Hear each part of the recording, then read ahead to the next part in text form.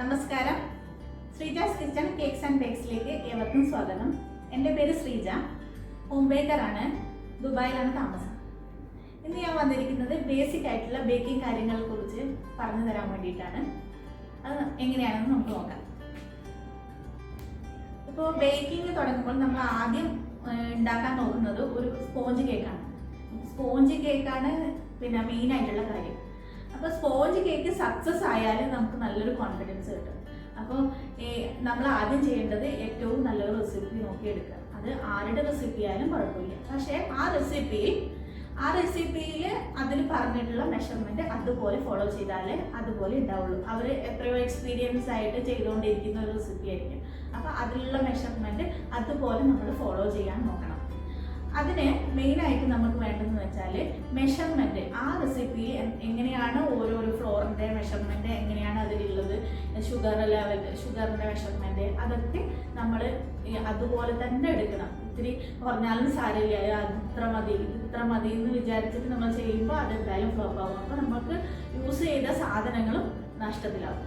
അപ്പോൾ ആദ്യം വേണ്ടത് നമുക്ക് ഇതുപോലത്തെ മെഷർമെൻറ്റ് കപ്സ്, സ്പൂൺസ് ഒക്കെ കിട്ടും. അതാണ് നമ്മൾ യൂസ് ചെയ്യുന്നത്.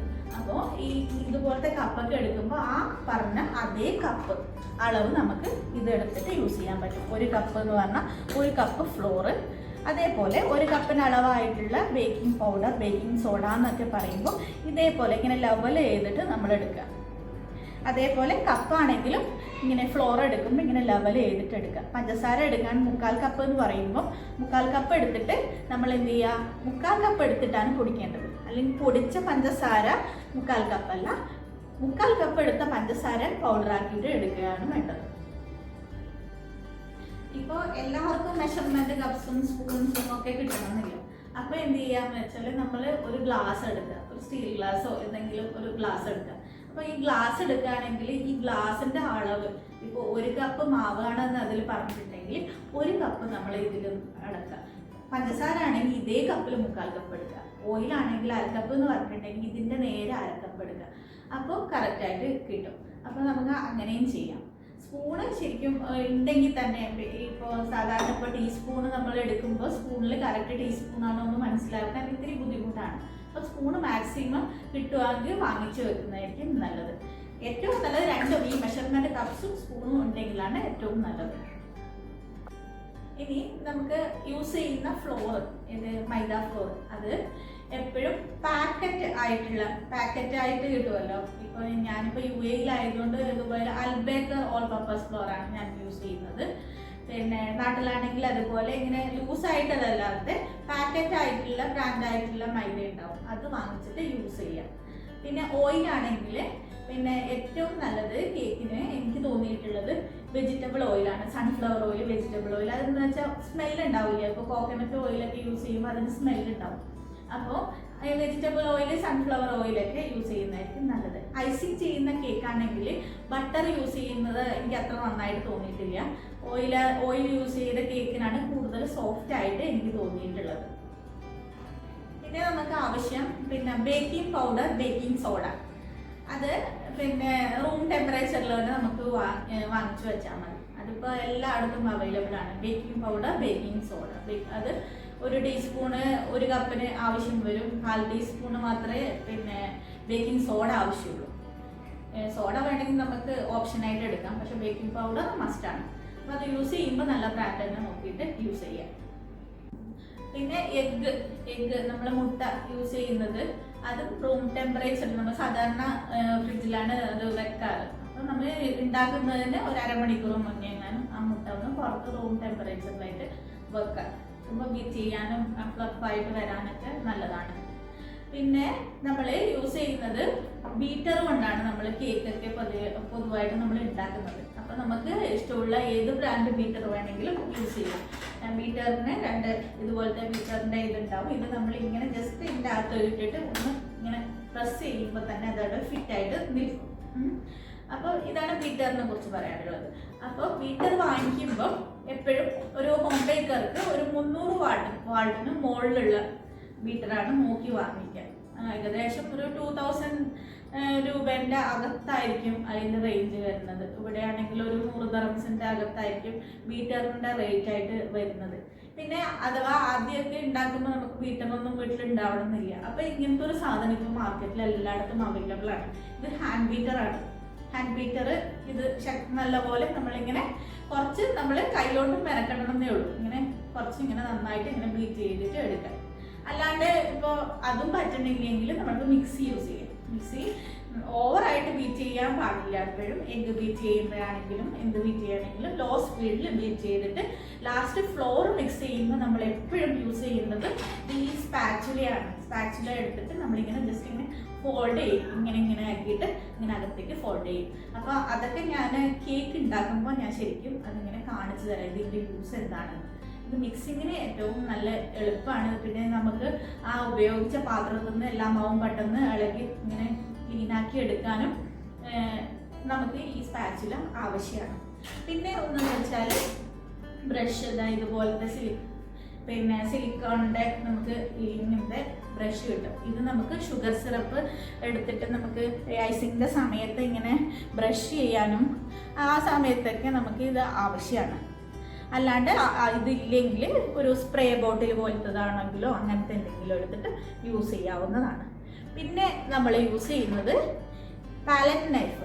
ഇത് ചെറുതാണ് എപ്പോഴും യൂസ് ചെയ്യാൻ നല്ലത്. അതായത് ആദ്യം എനിക്ക് അറിയാണ്ട് വാങ്ങിച്ചു പോയതാണ് ഈ വലിയത്. ഇതിനെ കൊണ്ട് നമുക്ക് ഇങ്ങനെ ക്ലീൻ ചെയ്യാനും ഇങ്ങനെ നമുക്ക് സൈഡിലേക്കൊക്കെ പിടിപ്പിക്കാനൊക്കെ ഇത് ഹൈറ്റ് കുറച്ച് നീളം കൂടിയതുകൊണ്ട് നമുക്ക് ബുദ്ധിമുട്ടാണ്. പിന്നെ കേക്ക് നമുക്ക് ഇങ്ങനെ എടുത്തിട്ട് ഇങ്ങനെ നമുക്കൊരു ട്രേയിലേക്ക് മാറ്റാനൊക്കെ ഇത് എളുപ്പമാണ്. പക്ഷേ പാലറ്റ് നൈഫ് എന്ന് പറയുന്നത് ഇതുപോലത്തെ ഇത്ര ചെറുത് വാങ്ങിക്കുകയായിരിക്കും ഏറ്റവും നല്ലത്. അതൊക്കെ ഇതിപ്പോൾ വലിയ റേറ്റ് ഒന്നുമില്ല. 150 ദിർഹംസിനൊക്കെ 50 രൂപക്കൊക്കെ നമുക്ക് നാട്ടിൽ കിട്ടുന്നുണ്ട്. ഇതിപ്പോൾ നാട്ടിൽ നിന്ന് വാങ്ങിച്ചു കൊണ്ടുവന്നതാണ് ഞാൻ. പിന്നെ ഏകദേശം സാധനങ്ങളൊക്കെ ഓൺലൈനിൽ അവൈലബിൾ ആണ്. അപ്പോൾ ഓൺലൈനിൽ അവൈലബിൾ ആകുമ്പോൾ നമുക്ക് കുറേ സാധനം ഒരുമിച്ച് വാങ്ങിക്കാൻ പറ്റും. നല്ലൊരു പ്രൈസ് ഡിഡക്ഷനും നമുക്ക് അതിൽ കിട്ടും. ഓരോന്നും സെപ്പറേറ്റ് വാങ്ങിക്കുമ്പോൾ നമുക്ക് നല്ലൊരു പൈസ കൊടുക്കേണ്ടി വരും. ബേക്കിംഗ് സാധനത്തിന് പൊതുവെ എല്ലാവർക്കും റേറ്റ് കൂടുതലാണ്, ഇവിടെയാണെങ്കിലും നാട്ടിലാണെങ്കിലും. പിന്നെ നമുക്ക് ആവശ്യം വരുന്നത് ഇത് ആദ്യം എനിക്ക് ബേക്കിങ്ങിനൊക്കെ ഞാൻ സ്റ്റാർട്ടിങ് സമയത്ത് കട്ട് ചെയ്യാൻ ഭയങ്കര ബുദ്ധിമുട്ടാണ്. 3 ലെയറൊക്കെ കട്ട് ചെയ്യാൻ ബുദ്ധിമുട്ടാകുമ്പോൾ വാങ്ങിച്ചതാണ്. അതപ്പോൾ ഇങ്ങനെ പിടിച്ചിട്ട് നമ്മൾക്ക് ഇങ്ങനെ കേക്ക് ഇങ്ങനെ കട്ട് ചെയ്തിട്ട് എടുക്കാം. ഇപ്പം നമുക്ക് യൂസ് ചെയ്യാം.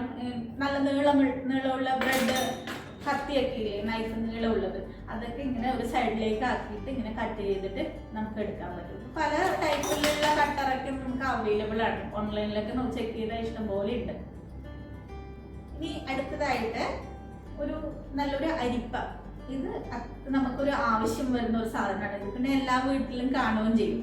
വാങ്ങിക്കുമ്പോൾ കുറച്ച് വലിപ്പം കൂടിയത് തന്നെ വാങ്ങിക്കാം. എന്ന് വെച്ചാൽ ബൗളിന് ഫിറ്റായിട്ട് നിൽക്കാൻ വേണ്ടിയിട്ട്.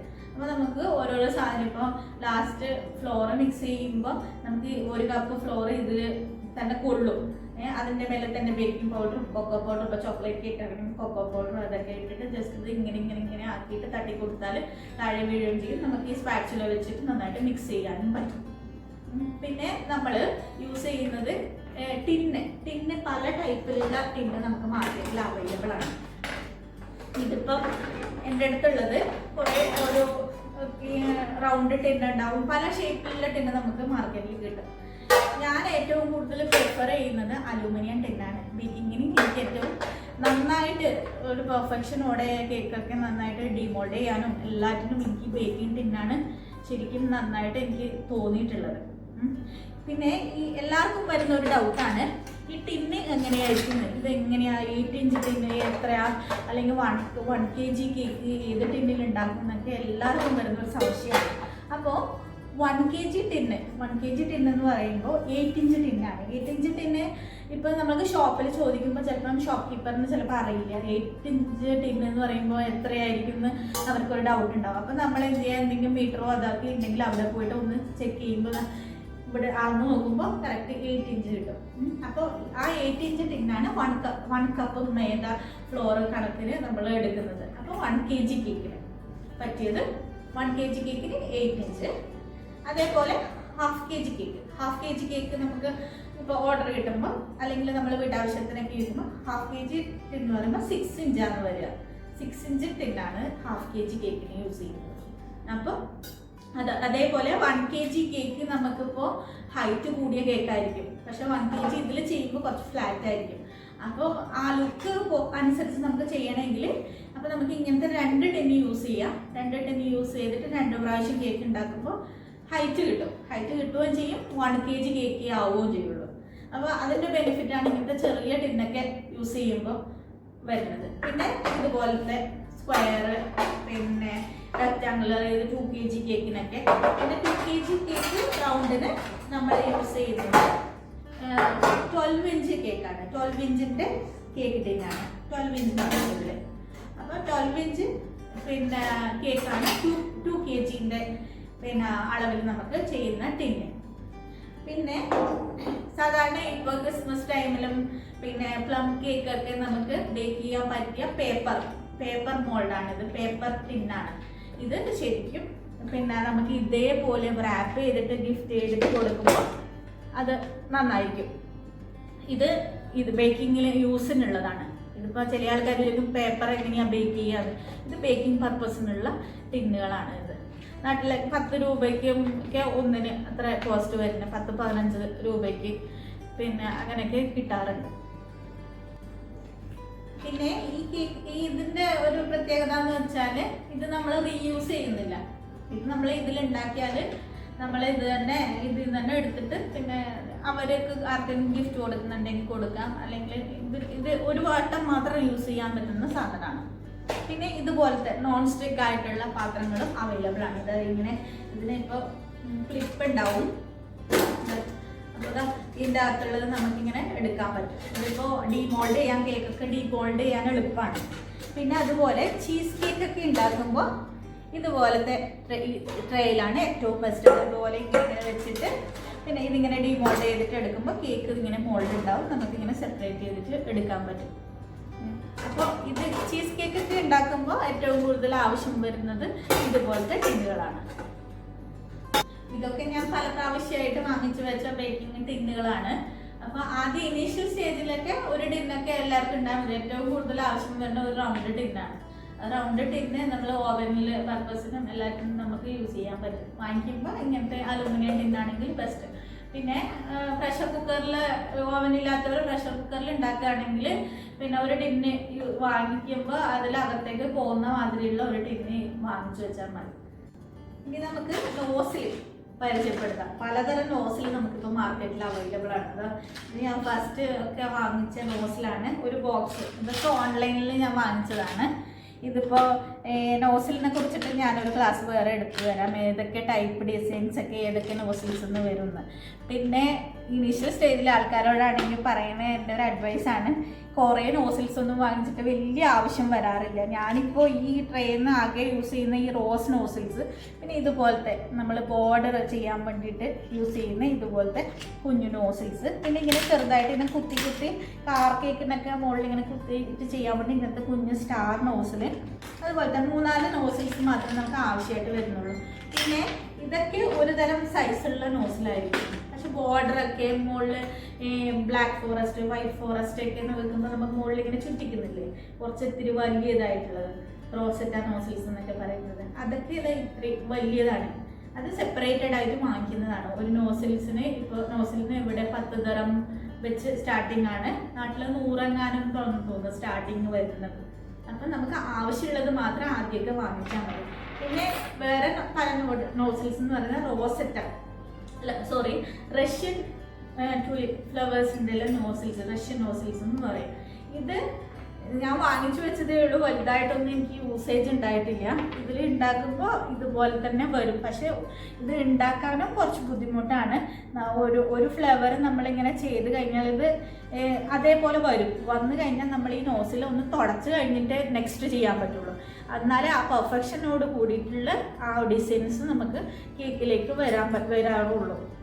ഇതൊക്കെയാണ് നോസിൽസ്. അപ്പം നോസിൽസ് ആവശ്യമുള്ളത് മാത്രം 2-3 ഏറ്റവും യൂസുള്ള 2-3 നോസിൽസ് വാങ്ങിച്ചു വെച്ചാൽ മതി. പിന്നെ വരുന്നത് കളേഴ്സാണ്. പലതരം കളേഴ്സ് നമ്മൾ യൂസ് ചെയ്യും. ഇതിവിടെ തന്നെ എൻ്റെ അടുത്ത് ഒത്തിരി കളേഴ്സ് ഉണ്ട്. അതിൽ നിന്ന് കുറച്ച് ഞാൻ ഇവിടെ എടുത്തു വെച്ചു എന്നേ ഉള്ളൂ. പിന്നെ Wilton colours, sugar flair, chef lime, പിന്നെ അങ്ങനെ പല PME എന്ന് പറഞ്ഞിട്ടുണ്ട്. അങ്ങനെ പലതരം ബ്രാൻഡിൻ്റെ കളേഴ്സ് ഉണ്ട് എല്ലായിടത്തും. അപ്പം കളേഴ്സ് വാങ്ങിക്കുമ്പോൾ ആദ്യം ശ്രദ്ധിക്കേണ്ടത് നമ്മളതൊന്ന് കുലുക്കി നോക്കുക. എന്ന് വെച്ചാൽ ഇങ്ങനെ ചില ഇതുപോലത്തതൊക്കെ ഭയങ്കര ലൂസായിരിക്കും, ലിക്വിഡായിരിക്കും. അങ്ങനത്തെ ലിക്വിഡ് കളേഴ്സ് ക്രീമിൽ ചേർക്കുമ്പോൾ എന്തുമായിട്ടെന്ന് വെച്ചാൽ കൂടുതൽ ലൂസാവും ക്രീം. പിന്നെ നമ്മൾ വിചാരിച്ചത്ത കളർ അതിന് കിട്ടാനും ചാൻസ് കുറവാണ്. അപ്പോൾ ജെൽ കളേഴ്സ് യൂസ് ചെയ്യുന്നതിൻ്റെ ഇത് കുറച്ച് കോസ്റ്റ് വരുന്നുണ്ട്. 12 dirhams ഒക്കെ വരും. ഇവിടെ ആണെങ്കിൽ, നാട്ടിലാണെങ്കിൽ ഒരു 100-150 ആ ഒരു റേഞ്ചിലൊക്കെയാണ് കളേഴ്സിൻ്റെ ബോട്ടിലിനൊക്കെ ചാർജ് ചെയ്യുന്നത്.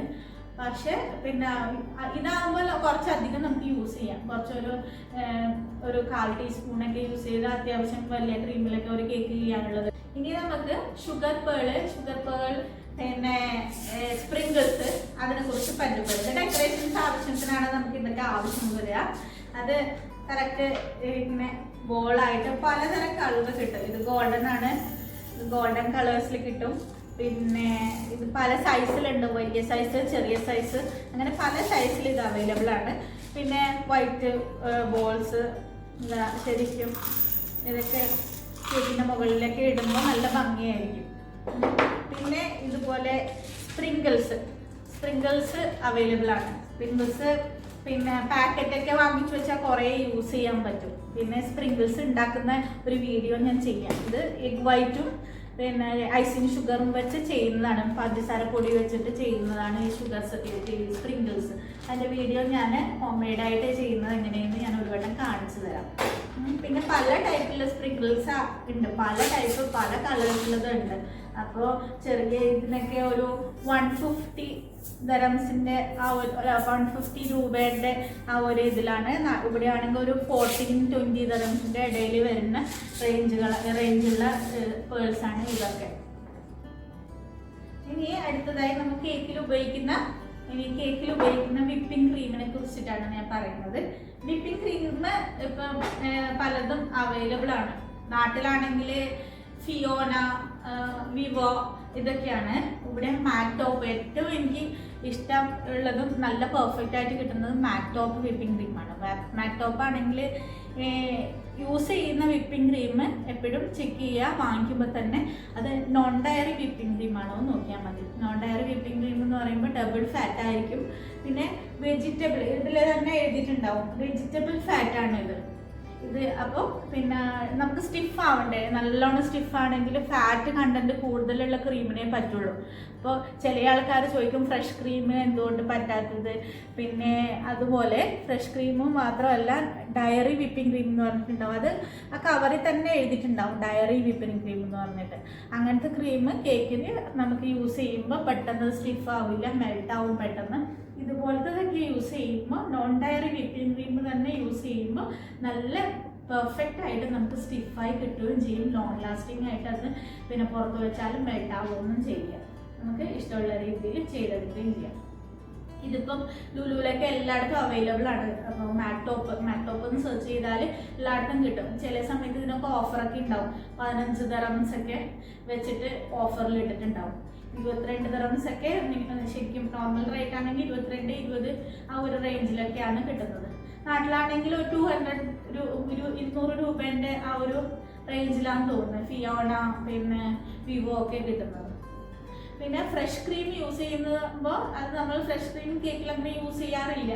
ഫ്രഷ് ക്രീമിലാണെങ്കിൽ മധുരം ഉണ്ടാവില്ല, തീരെ ഉണ്ടാവില്ല. അത് നമുക്ക് ഗണാശൊക്കെ യൂസ് ചെയ്യാൻ പറ്റുള്ളൂ. പിന്നെ ഇതാകുമ്പോൾ ഇതിലൊന്നും ഷുഗർ ആഡ് ചെയ്യേണ്ടതില്ല. ഓൾറെഡി ഇതിലൊക്കെ ഷുഗർ ഉണ്ട്. ജസ്റ്റ് ഇത് ബോളിലേക്ക് മാറ്റിയിട്ട് ബീറ്റ് ചെയ്താൽ മാത്രം മതി. പിന്നെ നമ്മൾ കേക്കിൽ യൂസ് ചെയ്യുന്നത് ഇപ്പോൾ വാഞ്ചോ കേക്ക്, അത് പിന്നെ ബ്ലാക്ക് ഫോറസ്റ്റ് കേക്ക് ഗ്രേറ്റ് ചെയ്യാനൊക്കെ യൂസ് ചെയ്യുന്നത് ഇതുപോലത്തെ കോമ്പൗണ്ട് ചോക്ലേറ്റ് ആണ്. കോമ്പൗണ്ട് തന്നെ എഴുതിയിട്ടുണ്ടാവും. കുക്കിംഗ് ചോക്ലേറ്റ്, കോമ്പൗണ്ട് ചോക്ലേറ്റ് എന്ന് പറഞ്ഞിട്ടുണ്ടാവും. ഇങ്ങനത്തെ ചോക്ലേറ്റ് വാങ്ങിയത് ഇപ്പോൾ ബാറ് പോലെയുള്ളത് വലിയതാണ്. പിന്നെ ഇതുപോലത്തെ ചിപ്സ് പോലത്തത് കിട്ടും, ചോക്ലേറ്റ് ചിപ്സ്. ഇതാകുമ്പോൾ മെൽറ്റ് ചെയ്യാൻ എളുപ്പമാണ്, നമുക്ക് ഗ്രേറ്റ് ചെയ്യേണ്ട ആവശ്യമില്ല. കുറേ വലിയ കേക്കൊക്കെ ഉണ്ടാക്കുമ്പോൾ ഗ്രേറ്റ് ചെയ്ത് നമ്മൾ കൈ ഇങ്ങനെ വേദനിക്കൊക്കെ ചെയ്യും. അപ്പോൾ ഇതുപോലത്തെ ചിപ്സൊക്കെ അപ്പോൾ യൂസ് ചെയ്യാൻ പറ്റും. പിന്നെ കോമ്പൗണ്ട് ചോക്ലേറ്റ് യൂസ് ചെയ്യുമ്പോൾ ഇത് എപ്പോഴും റൂം ടെമ്പറേച്ചറിൽ കീപ്പ് ചെയ്യേണ്ട ചോക്ലേറ്റ് ആണ്. അല്ലാണ്ട് ഫ്രിഡ്ജിൽ വെച്ചാൽ എന്താ പറ്റുമെന്ന് പറഞ്ഞാൽ ഇതിന് ഈർപ്പം കൂടും. ഈർപ്പം കൂടുമ്പോൾ വാട്ടർ കണ്ടന്റ് വരുമ്പോൾ ഇത് മെൽറ്റ് ആവില്ല. പലർക്കും പറ്റുന്നതാണ് നമുക്ക് ചോക്ലേറ്റ് മെൽറ്റ് ചെയ്യുമ്പോൾ ശരിയായ രീതിയിൽ വരുന്നില്ല. അത് കാരണം ഇതുകൊണ്ടാണ്. ഇത് ഫ്രിഡ്ജിൽ വെക്കേണ്ട സാധനമല്ല, ഇത് പുറത്ത് വെച്ചാൽ മതി. പുറത്ത് പിന്നെ മെൽറ്റ് ചെയ്യുന്ന പാത്രത്തിലും വാട്ടർ കണ്ടന്റ് തീരെ പാടില്ല. നല്ല ക്ലീൻ ആയിട്ടുള്ള പിന്നെ ബൗൾ തന്നെ യൂസ് ചെയ്യാം.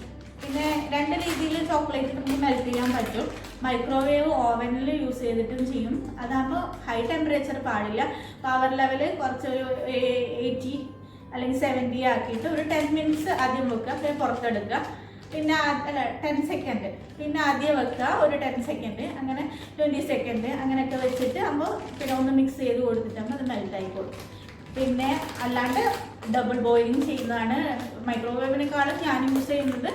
ഞാൻ ചെയ്യാറ് ഡബിൾ ബോയിലിംഗ് ആണ്. ഒരു തിളയ്ക്കുന്ന പാത്രത്തിൻ്റെ മുകളിലേക്ക് വേറൊരു പാത്രത്തിൽ ഈ ഗ്രേറ്റഡ് ചോക്ലേറ്റോ ചിപ്സോ ഒക്കെ ഞാൻ ഇട്ടിട്ട് കുറച്ച് നേരം ഇങ്ങനെ മിക്സ് ചെയ്യുമ്പോൾ ആ ചൂടിനത് മെൽറ്റായിട്ട് വരും. അതുപോലെ തന്നെ പുറത്തോട്ടേക്ക് മാറ്റി വെച്ചാൽ കുറേ നേരം നമ്മൾ വർക്ക് ചെയ്യുവോളം അത് ആ ഒരു കൺസിസ്റ്റൻസിയിൽ തന്നെ ഉണ്ടാവും. പിന്നെ അത് നമുക്ക് വേണമെങ്കിൽ വിരിച്ചിട്ട് ചോക്ലേറ്റ് ഡെക്കറേഷൻസ് ഒക്കെ ഉണ്ടാക്കാം. അതൊക്കെ ഉണ്ടാക്കുന്ന ഒരു വീഡിയോസ് ഞാൻ ചെയ്യുന്നതായിരുന്നു ചോക്ലേറ്റിനെ കുറിച്ചിട്ടുള്ളത്. വിപ്പിംഗ് ക്രീമിന്റെ കാര്യം പറയുമ്പോൾ ഒരു കാര്യം പറയാൻ വിട്ടു. ഇതിങ്ങനെ സ്റ്റോർ ചെയ്യുന്നു. അത് പലപ്പോഴും എല്ലാവർക്കും വരുന്ന ഡൗട്ടാണ്, ഫ്രീസറിൽ സ്റ്റോർ ചെയ്യണോ. അപ്പോൾ ഇത് പൊട്ടിക്കുന്നത് വരെ നമ്മളിതിപ്പോൾ റെഫ്രിജറേറ്റ് ചെയ്താൽ മതി, താഴെ വെച്ചാൽ മതി. പൊട്ടിച്ച് കഴിഞ്ഞാൽ ഇതേപോലെ ഏതെങ്കിലും പിന്നെ ഇങ്ങനത്തെ സിപ്പ് ലോക്ക് ബാഗിലോ അല്ലെങ്കിൽ നല്ല ടൈറ്റുള്ള ബാഗിലെങ്ങാനും ഇട്ടിട്ട് ഇങ്ങനെ, ഇതിപ്പോൾ പൊട്ടിച്ചതാണ്, അപ്പോൾ ഇതിങ്ങനെ വെച്ചിട്ട് ഫ്രീസറിൽ പിന്നെ വെച്ചാൽ മതി. യൂസ് ചെയ്യുന്നതിൻ്റെ സമയത്ത് ഇത് പുറത്ത് വെക്കുക. എന്നിട്ട് നോർമൽ ടെമ്പറേച്ചറിൽ ലിക്വിഡ് ഫോം ആകുമ്പോൾ ബീറ്റ് ചെയ്യുക. അല്ലാണ്ട് ഐസ് ക്രിസ്റ്റൽ തീരെ പാടില്ല ബീറ്റ് ചെയ്യുമ്പോൾ. നേരെ നല്ല ലിക്വിഡ് ഫോമായിട്ട് ബീറ്റ് ചെയ്യുമ്പോൾ വിപ്പിംഗ് ക്രീം വേണ്ടത്. പിന്നെ നമ്മൾ കേക്കിൽ ഉപയോഗിക്കുന്ന എസൻസ് പല എസൻസ് നമുക്ക് കിട്ടും. ചെറിയ റേറ്റേ വരുന്നുള്ളൂ എസൻസിനാകുമ്പോൾ. പിന്നെ പിസ്താഷ്യൂവിൻ്റെ ഒക്കെ എസൻസ് ആണ് ഇത്തിരി കൂടി കോസ്റ്റ് ആയിട്ട് എനിക്ക് തോന്നിയിട്ടുള്ളത്. ബാക്കിയൊക്കെ നമുക്ക് ഇവിടെ UAE 1 dirhamസിനൊക്കെ നമുക്ക് ഹോസ്റ്റലൊക്കെ ആക്കുന്നതൊക്കെ നമുക്ക് കിട്ടാറുണ്ട്. സ്ട്രോബെറി എസൻസ് അങ്ങനെയൊക്കെ പറഞ്ഞിട്ട്. പിന്നെ ബട്ടർ സ്കോച്ച് എസൻസ് എനിക്ക് ഇവിടെ അവൈലബിൾ ആയിട്ട് കിട്ടിയിട്ടേ ഇല്ല. UAE പല സ്ഥലത്തും അന്വേഷിച്ചിട്ടും എനിക്ക് കിട്ടിയില്ല. അപ്പം ഞാൻ നാട്ടിൽ നിന്ന് വരുമ്പോൾ കൊണ്ടുവന്നതാണ് ബട്ടർ സ്കോച്ച് എസൻസ്. പിന്നെ നമ്മൾ യൂസ് ചെയ്യുന്നത് പൈപ്പിംഗ് ബാഗിൻ്റെ കുറിച്ചിട്ടാണ്. ഇപ്പോൾ പൈപ്പിംഗ് ഇങ്ങനത്തെ നോസിൽസ് ഒക്കെ ചെറിയ കിറ്റൊക്കെ വാങ്ങിക്കുമ്പോൾ ഒരു പ്ലാസ്റ്റിക് ഒരു കട്ടയുള്ള ഒരു പൈപ്പിംഗ് ബാഗ് കിട്ടാറുണ്ട്. പൈപ്പിംഗ് ബാഗ് അതാണെങ്കിൽ നമുക്ക് ക്ലീൻ ചെയ്യാൻ ഒത്തിരി ബുദ്ധിമുട്ടെന്ന് വെച്ചാൽ അതിൻ്റെ എവിടെയെങ്കിലും പറ്റി കിടക്കുന്നതൊക്കെ ക്ലീൻ ചെയ്യാൻ പിന്നെയും ബുദ്ധിമുട്ടാണ്. അപ്പോൾ ഇതുപോലത്തെ ഡിസ്പോസിബിൾ ആയിട്ടുള്ളത് വാങ്ങിച്ചാൽ നമുക്ക് നോസിൽ ഇതിൻ്റെ അകത്തേക്ക് വെച്ചാൽ, പിന്നെ ഇവിടെ കട്ട് ചെയ്തിട്ട് നോസിലകത്തേക്ക് വെച്ചാൽ നമുക്ക് ഇഷ്ടംപോലെ മിക്സ് ചെയ്തിട്ട്, അഥവാ നല്ലോണം കളറും അതൊക്കെ പറ്റിയിട്ടുണ്ടെങ്കിൽ നമുക്ക് കളയാവുന്നതേ ഉള്ളൂ. ക്ലീൻ ചെയ്യാൻ നിൽക്കണമെന്നില്ല. പിന്നെ കളറിൻ്റെ കാര്യം പറയുമ്പോൾ എനിക്കൊരു കാര്യം പറയാൻ വിട്ടുപോയി. എന്ന് വെച്ചാൽ ഇത് ഈ കളറ് പല ആൾക്കാരും കംപ്ലൈൻറ്റ് കൊണ്ട് പറയാറുള്ളത് എന്നോട് എന്തെന്ന് വെച്ചാൽ കറക്റ്റ് കളർ കിട്ടുന്നില്ല. റെഡ് കളർ യൂസ് ചെയ്യുമ്പോൾ റെഡ് കളർ കിട്ടുന്നില്ല, ബ്ലാക്ക് കളർ യൂസ് ചെയ്യുമ്പോൾ ബ്ലാക്ക് കളർ കിട്ടുന്നില്ല എന്ന് പറയുന്നത്. അതിൻ്റെ കാരണം എന്ന് വെച്ചാൽ ഈ കളർ ക്രീമിലേക്ക് മിക്സ് ചെയ്യുമ്പോൾ കുറച്ച് സമയം എടുക്കും അതൊന്ന് മിക്സായി കിട്ടാൻ. എക്സാക്റ്റ് കളർ കിട്ടാൻ ഇത്തിരി സമയം എടുക്കും. അപ്പോൾ നമ്മൾ എന്ത് ചെയ്താൽ വെച്ചാൽ കളറൊന്ന് മിക്സ് ചെയ്തിട്ട് ഫ്രിഡ്ജിൽ ഒരു 4-5 മണിക്കൂർ വെക്കുക. ക്രീമിൽ കളർ മിക്സ് ചെയ്തിട്ട് 4-5 മണിക്കൂർ വെക്കുക. വെച്ച് കുറച്ച് കഴിയുമ്പോൾ അത് ഫ്രിഡ്ജിൽ ഇരിക്കുമ്പോൾ അതിൻ്റെ കളറ് ബ്രൈറ്റ്നെസ് കൂടിക്കൊണ്ടിരിക്കും. എനിക്കാണെങ്കിൽ ഇപ്പോൾ MCQ കാർ കേക്ക് അങ്ങനത്തെ ഓരോരോ കേക്ക്, ഇപ്പോൾ സ്പൈഡർമാൻ കേക്ക്, അതിനൊക്കെ കറക്റ്റ് റെഡ് ഇല്ലെങ്കിൽ ആ കേക്കിന് ഒരു ഭംഗി ഉണ്ടാവില്ല. നമ്മൾ അവരെ നിരാശപ്പെടുത്തുന്ന മാതിരിയാവും. അപ്പോൾ എന്ന് വെച്ചാൽ നമ്മൾ ആ സമയത്ത് ചെയ്ത് കൊടുത്തിട്ട് കാര്യമില്ല. അപ്പോൾ പിറ്റേ ദിവസം കൊടുക്കുന്ന ഓർഡർ ആണെങ്കിൽ എന്ത് ചെയ്യാന്ന് വെച്ചാൽ തലേന്ന് നമ്മൾ ഒന്നുകിൽ ക്രീം മിക്സ് ചെയ്തിട്ട് കളർ മിക്സ് ചെയ്തിട്ട് വെക്കുക, അല്ലെങ്കിൽ തലേന്ന് ആ ഡെക്കറേഷൻ പാർട്ട് ആ റെഡിൻ്റെ പാർട്ടോ അല്ലെങ്കിൽ എല്ലാം ഡെക്കറേറ്റ് ചെയ്തിട്ട് തലേന്ന് ഫ്രിഡ്ജിൽ വെച്ചാൽ പിറ്റേ ദിവസം ആകുമ്പോഴത്തേക്ക് നല്ല ബ്രൈറ്റ്നെസ് വന്നോളൂ. ബ്ലാക്കിനാണെങ്കിലും റെഡിനാണെങ്കിലും. അപ്പോൾ എന്താ വെച്ചാൽ നമ്മൾ കളറ് അതിന് ആയില്ല എന്നുകൊണ്ട് വീണ്ടും ചേർത്ത് കളറ്, പിന്നെ ക്രീമിൻ്റെ ചൊവ്വ എന്ന് പറഞ്ഞാൽ കളറിൻ്റെ ടേസ്റ്റ് ആയിരിക്കും വരുന്നത്. അങ്ങനെ ആവാണ്ട് നോക്കിയാൽ മതി. ഒരുമാതിരി നമുക്കൊരു കളർ തോന്നി, ലൈറ്റ് ഒരു കളർ തോന്നിയാൽ അപ്പോൾ മതിയാക്കുക ക്രീം മിക്സ് ചെയ്യുന്നത്, അല്ല കളർ മിക്സ് ചെയ്യുന്നത്. പിന്നെ അത് ഫ്രിഡ്ജിൽ വെച്ചിട്ട് പിന്നെ നമുക്ക് വേണമെങ്കിൽ ഒന്നുകൂടി ചെക്ക് ചെയ്തിട്ട് നോക്കിയാൽ മതി. ഇനി അടുത്തതായിട്ട് കേക്കിൽ ഉപയോഗിക്കുന്ന ഫോണ്ടന്റ്. ഇപ്പോൾ വളരെ ആൾക്കാർക്ക് ട്രെൻഡായിട്ടുള്ള ഒരു സാധനമാണ് ഫോണ്ടന്റ്. ഫോണ്ടന്റ് മാക്സിമം ഇപ്പോൾ എല്ലാവരും യൂസ് ചെയ്യാൻ തുടങ്ങിയെന്ന് വെച്ചാൽ ഡിസൈനിങ് പല ടൈപ്പിലുള്ളത് നമുക്ക് ഈ ഫോണ്ടന്റ് കൊണ്ട് ഉണ്ടാക്കാൻ പറ്റും. അപ്പോൾ മാർക്കറ്റിൽ എല്ലാ കളറും ഫോണ്ടന്റും അവൈലബിൾ ആണ്. ഇത് 1 kg-ൻ്റെതാണ്. പിന്നെ കുഞ്ഞു കുഞ്ഞു പാക്കറ്റായിട്ട് നാട്ടിലൊക്കെ കിട്ടും. ഇവിടെ 1 kg ആണ് മിനിമം ആയിട്ട് കിട്ടുക. ഒരു 35-40 ദിർഹംസ് 50 ദിർഹംസിൻ്റെ അകത്ത് വരും ഇങ്ങനത്തെ ഒരു പാക്കറ്റ്. ഇതിൽ കളറ് കൂടിയ ഇപ്പോൾ ബ്ലാക്ക്, റെഡ് അതിനൊക്കെ എനിക്ക് തോന്നുന്നു 50-ന് മുകളിൽ കുറച്ച് റേറ്റ് കൂടിയിട്ടാണ് വരുന്നത്. വൈറ്റിനൊക്കെ ആകുമ്പോൾ കുറച്ച് കുറവ്, കളർ ഇല്ലാത്തതാകുമ്പോൾ. പിന്നെ നമുക്ക് സ്റ്റാർട്ടിംഗ് ഒക്കെ ആകുമ്പോൾ ചെയ്ത് തുടങ്ങി ക്രീം കേക്കൊക്കെ ചെയ്ത് പെർഫെക്റ്റ് ആയിട്ട് ഫോണ്ടൻ്റൊക്കെ തുടങ്ങുന്നവരാണെങ്കിൽ ഇങ്ങനത്തെ വൈറ്റ് ഒരു പാക്കറ്റ് വാങ്ങിച്ചാൽ മതി. ഇതിൽ പല കളർ നമുക്ക് മിക്സ് ചെയ്താൽ മതി. ഓരോ എടുത്തിട്ട് ഞാൻ കളർ മിക്സിങ് എങ്ങനെ, അതൊക്കെ ഞാൻ ഒരു വീഡിയോ ചെയ്യാം. ഫോണ്ടന്റിൽ എങ്ങനെ ചെയ്യും കളർ മിക്സിങ്. പിന്നെ ഹോം മെയ്ഡായിട്ടും ഉണ്ടാക്കാൻ പറ്റും ഐസിങ് ഷുഗർ യൂസ് ചെയ്തിട്ട്. അതെങ്ങനെ ഉണ്ടാക്കുന്നതൊക്കെ ഒരു വീഡിയോ ഞാൻ ചെയ്യാം. ഫോണ്ടന്റ് ക്ലാസ് ഞാൻ വേറെ തന്നെ എടുക്കുന്നതായിരിക്കും. പിന്നെ നമുക്ക് കേക്കിന് ആദ്യമൊക്കെ നമുക്ക് പാത്രങ്ങളൊക്കെ വെച്ചിട്ടായിരിക്കും നമ്മളിപ്പോൾ കേക്കൊക്കെ ചെയ്യുന്നത്. കുറച്ച് നമുക്ക് ചെയ്ത് പ്രാക്ടീസൊക്കെ വരുമ്പോൾ നമുക്ക് യൂസ് ചെയ്യാൻ പറ്റുന്ന ഒരു സാധനമാണ് ഇങ്ങനത്തെ റൊട്ടേറ്റിംഗ് ടേബിൾ. ഇനീഷ്യൽ സ്റ്റേജിലൊക്കെ ഇങ്ങനത്തെ ടേബിളൊക്കെ മതി. ഇത് അത്യാവശ്യം കറങ്ങും. പിന്നെ പ്ലാസ്റ്റിക് ചെറിയ റേറ്റ് വരുന്നുള്ളൂ, 25 ദിർഹംസ്. പിന്നെ നാട്ടിലാണെങ്കിൽ ഒരു 200 ആ ഒരു റേഞ്ചിലൊക്കെ വാങ്ങിക്കാൻ കിട്ടുന്ന സാധനമാണ് ഇത്. അപ്പോൾ ഇനീഷ്യൽ സ്റ്റേജിലൊക്കെ ഇതൊക്കെ ആവശ്യമുള്ളൂ. പിന്നെ കുറച്ച് വലുതായിട്ട് ചെയ്യുക അങ്ങനെയൊക്കെ. പിന്നെ നമുക്ക് ഹോം ബേക്കിംഗ് തന്നെ സ്റ്റാർട്ട് ചെയ്യുന്ന ബേക്കിങ്ങിലേക്ക് നമുക്ക് താല്പര്യം ഉണ്ടെങ്കിൽ ലോങ് ലാസ്റ്റിംഗ് ആയിട്ടുള്ള ഇത് തന്നെ വാങ്ങിക്കാം. മുമ്പേ ഇത് വാങ്ങിച്ചു വെച്ചാൽ ബുദ്ധിമുട്ടില്ല. നമുക്ക് കാലങ്ങളോളം ഇത് യൂസ് ചെയ്താണെങ്കിൽ സ്പീഡിൽ കറക്കാൻ പറ്റും. ഇങ്ങനെ സ്പീഡിൽ കറക്കാൻ പറ്റും. പിന്നെ ഇതിലെ ലൈൻസ് ഒന്ന് നോക്കി ചെക്ക് ചെയ്യണം. ഇത്തിരി ലൈൻസ്, ഇത് തിന്നായിട്ടുള്ള ചെറിയൊരു കുഴിയുള്ള ഒരു തിന്നാണ് ഈ റൗണ്ടിലുള്ളത്. ചില റൊട്ടേറ്റിംഗ് ടേബിളിന് വെച്ചാൽ കുഴി ഇത്തിരി ഇങ്ങനെ ഇറക്കം കൂടിയതായിരിക്കും. അങ്ങനത്തെ ആകുമ്പോൾ നമുക്ക് കേക്കിനെ നമ്മളിങ്ങനെ ഇളക്കി എടുക്കുമ്പോൾ ഒക്കെ അത് പെട്ടെന്ന് ഇളകി വരാനൊക്കെ ബുദ്ധിമുട്ടായിരിക്കും. ചില സമയത്ത് നമുക്ക് ബോർഡില്ലാണ്ട് ചെയ്യുന്ന കേസൊക്കെ വരുമല്ലോ, 2 ടയർ 3 ടയറൊക്കെ ഉണ്ടാക്കുമ്പോൾ. അപ്പോൾ ആ സമയത്ത് ഇങ്ങനെ ഇളക്കി എടുക്കുമ്പോൾ ഇതിൻ്റെ അടിയിലുള്ള ആ ഒരു ഇത് കാരണം നമുക്ക് എടുക്കാൻ ബുദ്ധിമുട്ടായിരിക്കും. അപ്പോൾ ചെറിയൊരു ലൈൻ മാത്രം ഉള്ളത് നോക്കി വാങ്ങിക്കാം. ഇതിന് പിന്നെ UAE ഇപ്പോൾ 150 ദിർഹംസിനൊക്കെ, പിന്നെ ഓൺലൈനിലൊക്കെ കിട്ടുമായിരിക്കും 150 ദിർഹംസിന് ഞാൻ മാർക്കറ്റിലൊക്കെ കണ്ടിട്ടുള്ളത്. നാട്ടിലാണെങ്കിൽ 1500 രൂപയ്ക്കാണ് സ്റ്റാർട്ടിങ് 1500 രൂപ.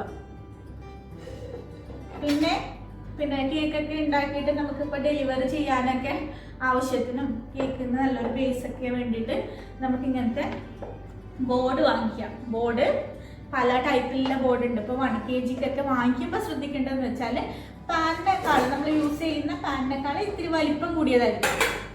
ഇല്ലെങ്കിൽ നമുക്ക് ഇപ്പോൾ ഡെക്കറേഷൻ ചെയ്ത് കുറച്ച് കഴിയുമ്പോൾ എടുക്കാനൊക്കെ ബുദ്ധിമുട്ടായിരിക്കും. കൈയൊക്കെ തട്ടുമ്പോൾ ഈ ക്രീമിനൊക്കെ തട്ടിയിട്ട് അത് മോശമായി പോകും. കേക്കിൻ്റെ നമ്മൾ ഫിനിഷിംഗ് ഒക്കെ കളയും. അപ്പോൾ ഇത്തിരി വലിപ്പം കൂടി ടിന്നിനേക്കാളും ഒരു 2 ഇഞ്ച് അല്ലെങ്കിൽ 1 ഇഞ്ചെങ്ങാനും വലിപ്പം, ഒരു 1.5-2 ഇഞ്ച് വലിപ്പം, ഒരു അകലം കൂടുതലുള്ള ഈ ബോർഡ് നമ്മൾ യൂസ് ചെയ്യാം. പിന്നെ ഇതുപോലത്തെ കട്ടി ഒരു കനം കൂടിയത് ഇങ്ങനത്തെ ബോർഡും ഇപ്പോൾ അവൈലബിൾ ആണ്. ഇത് കുറച്ച് ചിലവ് കൂടിയതാണ്.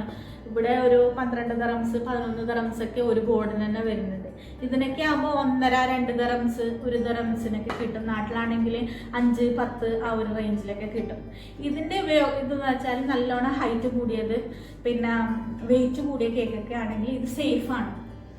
അപ്പോൾ ഇതിന് നല്ല വെയിറ്റ് ഉണ്ട്. ഇതൊക്കെ നല്ലോണം തിന്നാണ്. അപ്പോൾ ഇങ്ങനെ ആവാനൊക്കെ ചാൻസ് കൂടുതലാണ്. പിന്നെ കേക്ക് കവർ ഇത് പേപ്പർ കവറാണ് ഇത്. പിന്നെ ഇതിന് ഇതുപോലത്തെ ബോക്സും നമുക്ക് കിട്ടും. ഇത് വിസിബിൾ ആണ് അകത്ത് വെക്കാനൊക്കെ. പിന്നെ ഹൈറ്റ് കൂടിയ ബോക്സിന് ഹൈറ്റ് കൂടുന്നതിനനുസരിച്ച് റേറ്റ് കുറച്ച് കൂടുതലാണ്. ഒരു 15 ദിർഹംസ് 20 ദിർഹംസ് അങ്ങനെ 30 അങ്ങനെയൊക്കെ പോകും. പിന്നെ ചെറിയ ഇതിനൊക്കെ 3, 4, 5, 6 അങ്ങനെ, ഇതൊക്കെ 6 ദിർഹംസിന്റെ ബോക്സാണ്. അപ്പോൾ പിന്നെ നാട്ടിലാണെങ്കിലും 10 രൂപ 20 രൂപ ആ ഒരു റേഞ്ചിൽ. ഇപ്പോൾ ബാബി ഡോൾ കേക്കൊക്കെ ഉണ്ടാക്കുന്നുണ്ടെങ്കിൽ അതിനൊക്കെ നല്ല ഒരു കോസ്റ്റ് കൂടിയ കവറായിരിക്കും വേണ്ടത്. ഇതാണ് മെയിനായിട്ടുള്ള കാര്യങ്ങൾ.